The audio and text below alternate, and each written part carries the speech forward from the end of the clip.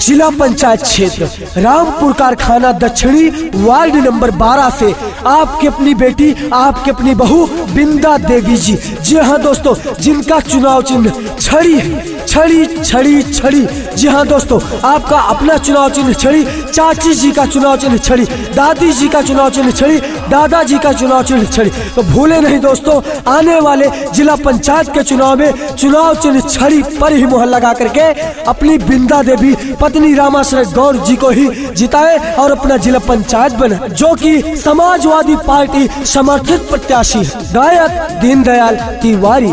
समाजवादी पार्टी जिंदाबाद जिंदाबाद जिंदाबाद। मुलायम सिंह यादव जिंदाबाद जिंदाबाद जिंदाबाद। अखिलेश भैया जिंदाबाद जिंदाबाद जिंदाबाद। रामपुर कारखाना दक्षिणी से जीतैहा, जिला पंचायत बिंदा देवी के बनैहा, जिला पंचायत बिंदा देवी के बनैहा। रामपुर कारखाना दक्षिणी से जीतैहा, जिला पंचायत बिंदा देवी के बनैहा। जीत है बिंदा देवी, खुशी आई सबकी, छड़ी पे मोहर लगाना है अब की, छड़ी पे मोहर लगाना है अब की, छड़ी पे मोहर लगाना है अब की, छड़ी पे मोहर लगाना है अब की। क्रांति की आगाज सुनो, गिरने वाली गाज सुनो, सहा बहुत है अब तक हमने, बदल रहा अंदाज सुनो। जी हाँ दोस्तों, जिला पंचायत क्षेत्र रामपुर कारखाना दक्षिणी वार्ड नंबर 12 से बिंदा देवी पत्नी रामाश्रय गौड़, जिनका चुनाव चिन्ह छड़ी छड़ी छड़ी है। जी हाँ दोस्तों, छड़ी पर ही मुहर लगाए और अपनी बिंदा देवी पत्नी रामाश्रय गौड़ जी को ही अपना जिला पंचायत बनाए।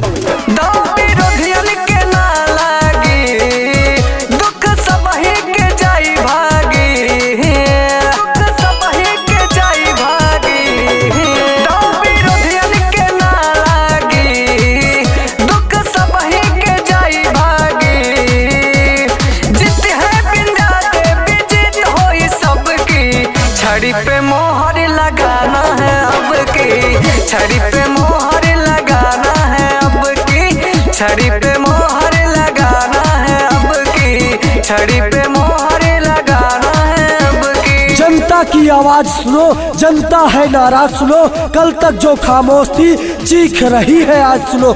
जी हाँ दोस्तों, अपनी बिंदा देवी पत्नी रामाश्रय गौड़ जी को ही अपना जिला पंचायत बनाए और चुनाव चिन्ह छड़ी छड़ी छड़ी छड़ी पर ही मुहर लगाए और अपनी बेटी, अपनी बहू बिंदा देवी पत्नी रामाश्रय गौड़ जी को ही अपना जिला पंचायत बनाए।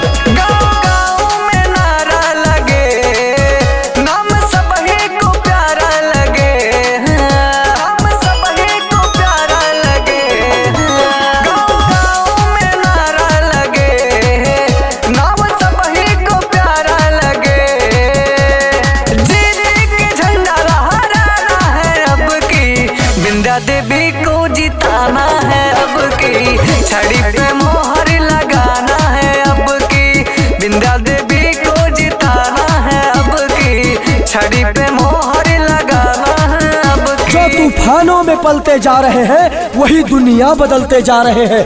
जी हाँ दोस्तों, इस बार भूले नहीं, जिला पंचायत क्षेत्र रामपुर कारखाना दक्षिणी वार्ड नंबर 12 से आपकी अपनी बेटी, आपकी अपनी बहू बिंदा देवी पत्नी रामाश्रय गौड़ जी को ही चुने, जिनका चुनाव चिन्ह छड़ी है।